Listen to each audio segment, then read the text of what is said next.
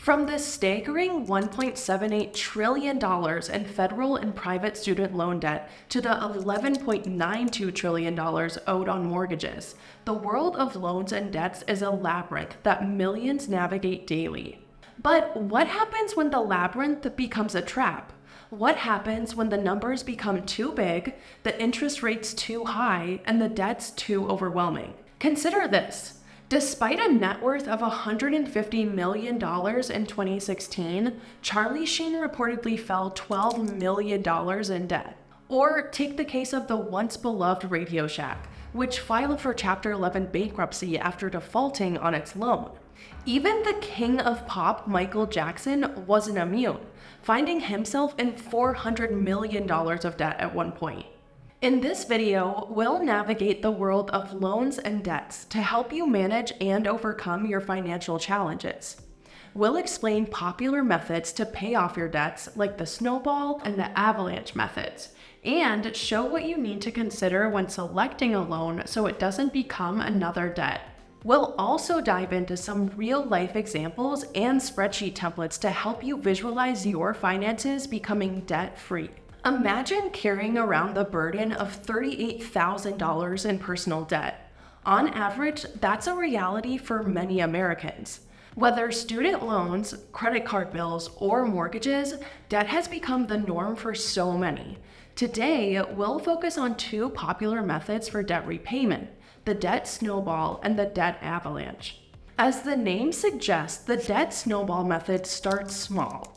You focus on paying off your smallest debt first while making minimum payments on the rest.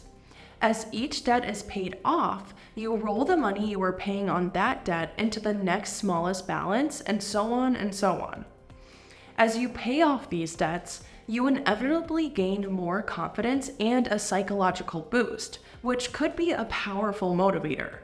On the other hand, the debt avalanche method takes a more mathematical approach. You start by paying off the debt with the highest interest rate first, while making minimum payments on your other debts. This method may take longer to see progress, which could be discouraging, but the avalanche model is best if you want to pay the least possible amount towards interest payments, since you're tackling the most costly debts first. So, what strategy would work best in your situation? While you might think the answer is easy at first, you should carefully consider both strategies in order to ensure success. Ask yourself 3 questions. First, do you have sufficient resources to meet the minimum payments of each debt? Secondly, are you fully aware of your outstanding debts and how they stack up over time? And lastly, can you plan and track your repayment journey? Now, let's look at the case of Charlie Sheen and explore how he could have hypothetically managed his debts by using our debt template. For our scenario, let's say that this debt comprises mortgage payments, personal loans, and a significant amount owed to the IRS. Let's input all this data into the template. For mortgage payments, $4 million in debt at an interest rate of 3.5% and minimum payments of $20,000 per month. Personal loans, $1 million at an interest rate of 5% and minimum payments of $5,000 per month. IRS debt, $7 million at an interest rate of 6% and a minimum payment of $35,000 per month. This template will automatically organize Charlie's debts in the correct order for each payment method: the snowball, avalanche, and even a customizable one, which we'll get into later.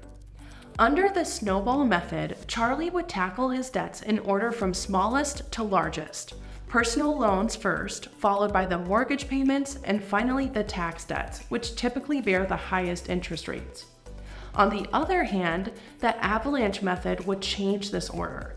Charlie would begin by addressing the tax debt due to the highest interest rate, followed by the personal loans, and finally the mortgage payments. How do we compare the two methods? As we can see, there are differences in each method's outcome, particularly in the overall interest paid and the date when Charlie would be entirely debt-free.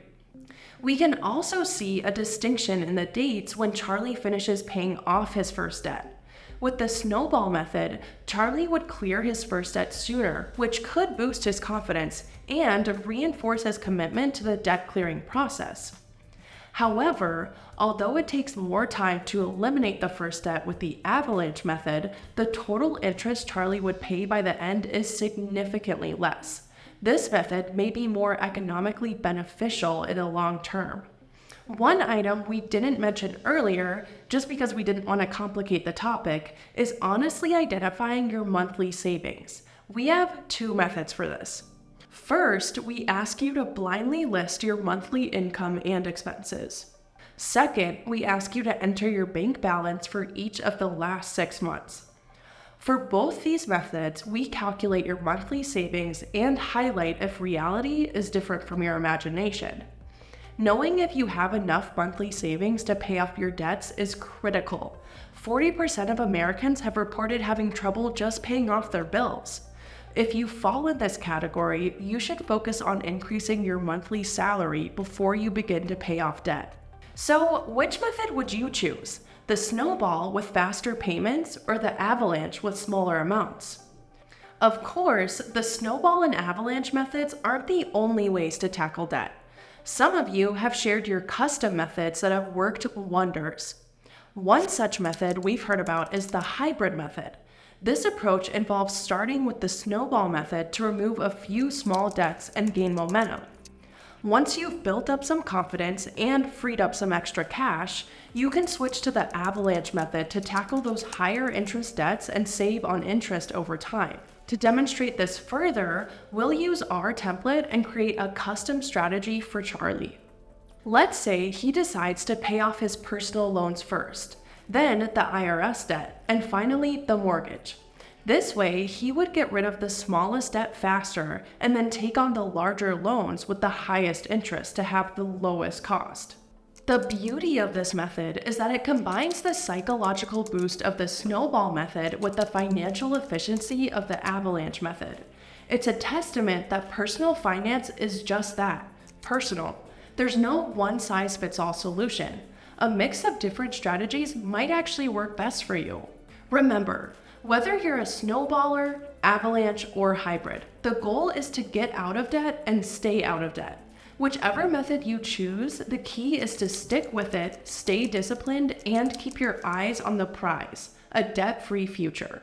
Now, let's shift gears a bit and talk about loans. You know, it's not all about the money we owe.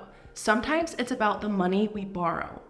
While debt is often seen as a burden, loans can be viewed as a tool, whether it's for buying a house, funding education, or starting a business. Loans are often the financial bridge that helps us reach our goals. Let's learn how to make them work for you and not against you. Let's start with a real-life example that illustrates the potential benefits of intelligent loan usage. Mark Zuckerberg, the founder of Facebook, took a $100,000 loan from his father to kickstart what would become a global social media phenomenon. This initial investment was instrumental in transforming Facebook from a college project into the global social media powerhouse it is now. Today, Facebook is worth hundreds of billions of dollars, making that initial loan one of the most successful investments in history. However, that's not always the case. Where Mark Zuckerberg's strategic loan use succeeded, there's the unfortunate case of Hertz Global Holdings. The car rental company, burdened with $24.35 billion in liabilities, filed for bankruptcy in May 2020.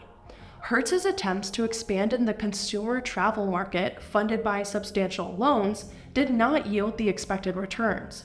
As the company's market share declined, the weight of the debt became insurmountable. This is a stark reminder of the potential risks of loans and the importance of strategic decision-making. So, as we continue our journey, let's explore how to navigate the world of loans safely and effectively. First off, what do you need to know about loans? Some concepts can significantly impact the overall cost of the loan and your ability to repay it. To illustrate this, let's use the case of Hertz Global Holdings along with our loan template. In the early 2000s, Hertz flourished and decided to expand aggressively into the consumer travel market. To do so, they obtained a substantial loan for this ambitious venture. Before diving into the more common aspects, let's explore the concepts of an interest-only period and balloon payments. It could be the difference between a loan that's a stepping stone to success and a loan that could be a financial burden. In Hertz's case, to opt for an interest-only period would mean that they were only responsible for paying off the interest part of the loan initially. This can make the loan seem more affordable at first. Still, it means that the principal, the amount Hertz borrowed, isn't decreasing over time. In our template, you can observe the impact of having an interest-only period by comparing amortization charts side by side. First, let's enter the crucial loan parameters: the principal amount, the interest rate, and the repayment term. This will generate a standard amortization chart that represents the life cycle of a typical loan. Now, let's introduce an interest-only period to the second chart. Notice how we don't have a column for the interest amount at the beginning of the interest-only period amortization chart. So, what's the consequence of this? After the interest-only period, you'll have to make higher monthly payments toward the principal amount for the remainder of the repayment term. Understanding this dynamic is crucial in assessing whether an interest-only loan fits your financial situation. Another possibility is the balloon payment. A balloon payment is a large lump sum payment you make at the end of the loan term. It's like saving the most significant piece of your financial pie for the last bite. This means that while Hertz's regular monthly payments are relatively low, they'll have to make a large payment at the end of the loan term. We can enter a balloon payment in our template and analyze how this would look in the repayment term. As a result, the principal amount paid over time has decreased, but by the end of it, boom, here's the balloon payment, clearly standing out in our amortization chart. This payment is so much larger than the others, so it can be hard to pay it down and be one of the reasons why the loan has become an unpayable debt, like in Hertz's case. However, there can be more flexibility offered when it comes to loan terms. We've been operating under the assumption of a constant interest rate throughout the loan life cycle. But what if that's not the case? That's where variable and fixed interest rates come in. A fixed interest rate provides a sense of stability. It remains constant for the duration of the loan and ensures your payment amounts are predictable. This consistency simplifies budgeting because your repayments will remain steady over time. Meanwhile, a variable interest rate is tied to an index influenced by market forces, which could result in fluctuation throughout the loan's term. For the Hertz example, if we were dealing with a variable interest rate, we would need to update our template to reflect these fluctuations accurately. To illustrate that, let's enter the key information only, such as the principal amount, interest rate, and repayment term, into the template to track all of the payments necessary to settle the loan. Let's consider a scenario where Hertz takes a loan of $1 million at an interest rate of 6.5% over a repayment term of 10 years. They could repay early because there's no balloon payment or interest-only period. What if I told you that the loan repayment scenario could still be improved? Suppose Hertz can make additional payments to their loan beyond the stipulated monthly repayments. These are called extra payments. By making extra payments, Hertz can reduce their principal amount faster, thus paying less interest over the life of the loan and repay it sooner than initially planned. It's a strategic move that can save a lot of money, and this can also be noticed by adding some extra payments to the repayment schedule we have so far. Now, we can better explore how making extra payments can influence the course of the loan. We should ask ourselves two key questions. How much can I reduce my total loan cost with regular extra payments? And how many regular extra payments do I need to pay off my loan in a time frame? The template offers answers to these questions. We can select the Hertz loan we just created and provide the following: additional details like the date when the extra payments started, the total number of extra payments made, and the frequency of these payments. The tool then calculates how much you've managed to reduce your loan cost, and the results can be pretty surprising. This way, you can analyze how to optimize the cost of your loan to the maximum and put this into practice as shown before. The template then serves as a complete tool to help you not just in analyzing your loan options, but also in tracking, monitoring, and optimizing your loan. Ultimately, the key to successfully navigating the world of loans and debts is understanding and managing these financial tools effectively. It's about making informed decisions, staying disciplined, and monitoring your financial health. I mean, after all, as Benjamin Franklin once said, an investment in knowledge pays the best interest. And that's it for today's video. If you have questions or insights from your own experiences, feel free to drop a comment below. Thank you so much for watching.